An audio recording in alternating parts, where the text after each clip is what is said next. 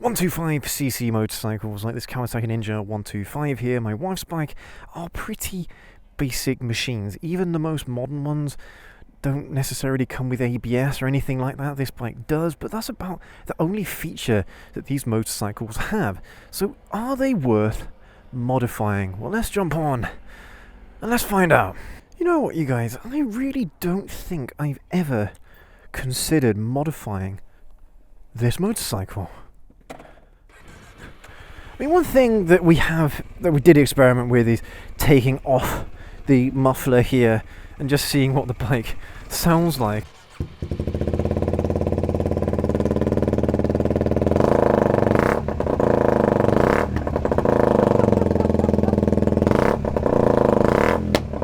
Whoa! That's so funny! And I suppose that if there is any mod that I probably would do if I was... Because we are going to be selling this bike at some point, I don't know when exactly, but we will be selling this bike and getting another 125. There's not really much point in me doing anything to this bike at the moment. But one thing that I would do if I was going to have this bike for a decent length of time, and it was getting a little bit long in the tooth, as these bikes unfortunately tend to, they do get a little bit boring after a while. One of the things that makes it a little bit more exciting is getting a slip-on exhaust for it. So that's perhaps one of the mods that I may have considered if my wife was going to keep this bike. Then yeah, maybe that's one of those mods that I would have looked at doing. But other than that, I've not really considered much else. So I mean, that's pretty much what this video is going to be about. It's a bit of a thought experiment, really, that if I was going to keep this motorcycle for a decent period of time, what other things would I do with it? I mean, that's quite hard. It's quite a hard one. But if there's anything that I would like to do with this bike is probably change the gearing ever so slightly to give it a little bit more torque, you know? Because at the moment, this bike's got a little bit of horsepower at the kind of mid to top end of the rev range, but it doesn't have a lot of that torque that I like in a motorcycle. And considering that I ride big bikes on a day-to-day basis rather than something like this, that's the one thing I feel like I'm missing the most is a little bit of torque. So if I could change the gearing a little bit, I think that would be an interesting experiment. Maybe even change out the wheels for something that's a little bit bigger. So again, we're getting a little bit more of that torque. But obviously that's going to be at the cost of top speed, and unfortunately these bikes aren't going that quickly as it is. So there wouldn't be much in it, you know. It'd have to be a very small change so I don't sacrifice too much in the way of top speed. But then again, I mean, if this bike can still get up to, I don't know, 55, 60 mile an hour or so after a gearing change, then, or a gearing adjustment, then I think that's an acceptable loss in top speed for a nice little bump up in torque. And I mean, as far as I'm aware, I don't think that's illegal. If you're a learner rider on a CBT, I don't think there's any limit to the amount of torque that a motorcycle can produce. Maybe there is, but I honestly don't think that you're going to get pulled over for changing your gearing slightly on your 125. I really don't think they'll care. But the experience for you might be a hell of a lot better. And let's be honest, these bikes aren't really made for going that quickly in terms of top speed anyway. So it's not like as if you'd be missing out on an awful lot if that's something that you wanted to do. Now that's a mod that I think I would consider on this motorcycle. And I mean, this one I don't know if I would consider doing, but of course do it at your own peril, is maybe getting an ECU flash, de-restricting these bikes. I think they are capable of a little bit more than what they are for learner riders legally here in the UK. I think it's, what is it, 12 horsepower, something like that. They have to be limited to 12, 13, 14 horsepower or so in order for them to be legal for learner riders. But by all means, I mean, again, no one's gonna know if you decide to get the bike flashed and de-restricted, so you get a little bit more power out of it. Again, I think if you combine both those things together, the gearing change and then maybe an ECU flash, then yeah, you're gonna get quite a different experience out of this bike, especially if you get a slip-on exhaust as well. Because remember, they don't test for emissions either on motorcycles here in the UK, so you could get yourself a straight through exhaust pipe, get an ECU flash, change the fueling, the fuel ratio, and it wouldn't surprise me if you could get a pretty big jump in power if you did a few of those miles. But of course, the only issue with a straight through pipe is that it would be incredibly loud and they probably wouldn't pass an MOT. But I don't know, maybe with a baffle on the slip-on, maybe that's something that you could look at doing. But just to get it through the MOT, it will still be loud AF, but at least it might have a chance of getting through an MOT if you did it like that. I don't know. I'm pretty sure these bikes don't have catalytic converters, but I don't know. Maybe they don't already. I'm pretty sure they do, but yeah, that's again something else that you could do to this motorcycle. I think in terms of the way the bike looks, you could look at swapping out the halogens for LEDs, things like that. I think are a nice little mod that you can do to these bikes. Yeah, just give it a little bit. Well, it'll give you better vision for sure in terms of what you can see on the road, but also visibility, your own visibility to other road users.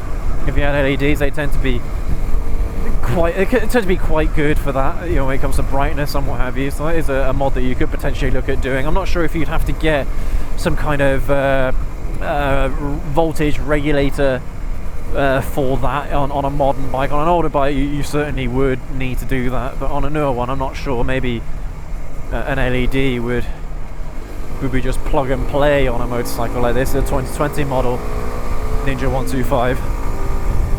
But yeah, I mean, there's something I think as well that is potentially worth looking at. Don't know, would a performance air filter help? Maybe a performance air filter would give you a little bit of extra power as well. I mean, of course, all the mods that I'm thinking of today are all going to be ones that are just, you know, kind of pointing towards extra power, because that's really what these bikes are lacking the most. But yeah, that's something else I think as well that you could look at. My goodness, what else? I mean, suspension, is it worth getting some uprated forks and uprated shock for this bike? I don't know, maybe if you're looking to maybe track day these bikes, then maybe that would be worth it. There is one thing that this bike does struggle with is these front forks. They're too soft. I do find myself sometimes bottoming them out if I go over a pothole or something like that. So that, yeah, but I mean most people aren't gonna care about that, I don't think. But maybe that's something that is worth considering on this bike. But yeah, I mean, that's the thing, you guys, you are heavily restricted by the displacement of the engine. You know, these bikes, if it was a two-stroke, then I think that would give you a lot more options when it comes to getting some extra power. But unfortunately, two-strokes are not road legal anymore here in the UK. They have to be four-stroke because, again, for emissions standards and what have you. But I mean, yeah, a two-stroke. Two-strokes are very good, very, very good bikes, and arguably two-stroke 125s were better than these, even though they weren't strictly learner legal. I'm sure there are a lot of people that got away with that. Because again, how is a police officer going to know, looking at one motorcycle to the next, unless they're a biker themselves? They're not necessarily going to be able to tell the difference between one that's a 2-stroke and one that's 4-stroke. They're not going to know. So I mean, that's the thing. You know, honestly, I don't think things like that are really going to get you in trouble, to be honest. When you come to sell the bike, it is a good idea to let the new owner know before they buy the bike that it's had some performance modifications. Or maybe, I don't know, maybe you could tell them, maybe don't bother telling them, I don't know. But yeah, that just out of courtesy, I suppose, it's probably worth doing. But I don't know, you guys. That's the thing. I think we did a video a little while ago about things that 125s really can't do, and modifying a 125, yes, it's perfectly doable, but is it worth doing? You know what I mean? You could easily make the argument that it's not really worth it because you're limited in what you can do with these bikes because of the engine. I don't know, one mod you could do is an engine swap. maybe you could fit in a parallel twin or something like that into this frame. Maybe that would be an interesting mod to do, wouldn't it? Get like either, I don't know, maybe you could swap it with a 2-stroke engine. That would be fascinating, wouldn't it? If you could fit a 2-stroke 125 into this frame, which I bet you could, but without too much trouble, I think. Don't know. Oh, bloody hell. Why is this taxi driving so close to the edge of the road, man? Keeps throwing crap onto me. Yeah, I mean, that'd be a funny one, wouldn't it? But yeah, getting some new wheels maybe might be a decent mod to do if you want to. Again, effectively you'd be changing the gear ratio if you wanted to get yourself a slightly bigger or a slightly smaller rear wheel.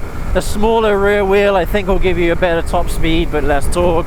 A bigger rear wheel will give you more torque, lower top speed. That's effectively what you're doing. You're changing the gear ratios. But you could easily do that enough with changing the gearing anyway. So that might be easier, changing the gearing. I don't know. But in fact, I'm not sure where the speed sensor is on this bike. So if you change the gearing, the speedometer might not be accurate anymore. I'm not sure about that. That's something that you might want to check out before you do a gearing mod. But yeah, you guys, I mean, I think those are pretty much the things that I would do to the bike.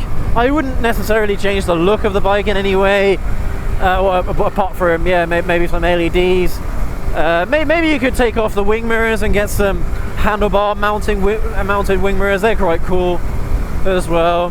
And arguably they give you more vision, better vision behind you than these stock wing mirrors do. The only thing is you have to fill in some gaps here on the fairing maybe to make it look nice.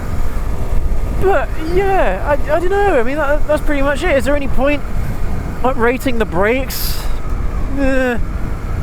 Probably not, because there's not a lot of weight that the bike is carrying to begin with, so I don't think that's necessarily a worthwhile modification to do. Don't know, maybe uprated clutch springs might be a decent one. Maybe, I don't know. Again, that's something, because this bike isn't producing a lot of power, there's kind of no point in getting the clutch to bite a little bit harder, because it's not doing that much anyway. So yeah, to be honest with you guys, I think that's about as far as I would go if we're looking at modding a 125, and we're seriously looking at modding a 125. If a 125 is one of those bikes that you plan to keep for a decent amount of time, you don't plan to do your motorcycle license anytime soon, and you want to get a little bit more out of your 125, then those are probably the things that I'd look at doing. And you could probably do most of them on the cheap as well. Just don't tell the insurance company. Alright, don't tell the insurance company, because they'll increase your premiums by a lot if the bike is modded. Well, I think it depends on the mod, but you know what I mean. Yeah, I wouldn't tell them. but I mean, do that at your own risk. All right. But yeah, you guys, I mean, that's pretty much what I would do to this 125 if I had... Do you know what, actually? That might be a fairly cool little project to do. Get a slightly beaten up 125, something that's a little bit older, and whack on all of these mods and see which ones are worth doing. You know, are any of them worth doing? How much of a difference would any of these mods truly make to the riding experience? Yeah, I think that would be a fascinating little project to shoot. But you guys let me know if that's something that you would like to see. Unfortunately, it wouldn't be happening on the Weiss Ninja 125 here. It would have to be on a motorcycle that we'd be keeping for a little while. So it'd have to be when we end up buying another 125, which we probably will replace this motorcycle with, get something that is cheap and cheerful, and see what we can do with it. But yeah, let me know what you think down in the comment section below about what modifications you would do, or you have done, excuse me, got hiccups. Yeah, what modifications you would do or have done to your 125 that you think are worthwhile. Definitely let me know down in the comment section below. And if you enjoyed this ride out with us, please go ahead, leave that like, hit that subscribe button and that notification bell so you don't miss any more of our videos on either the Ninja 125 or just beginner content in general. Definitely hit that notification bell so you don't miss out on any of those videos going forward. But yeah, you guys, thank you ever so much for joining us today again.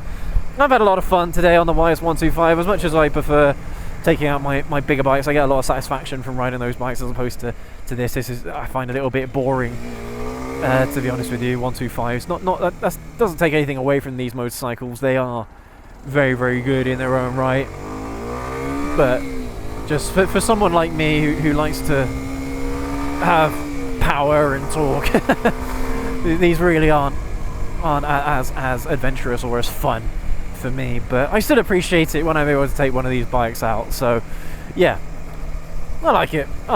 But yeah, thank you ever so much for joining us today again, everybody, and we'll catch you all in the next video. Have a good one, everyone. Take care. Ride safe.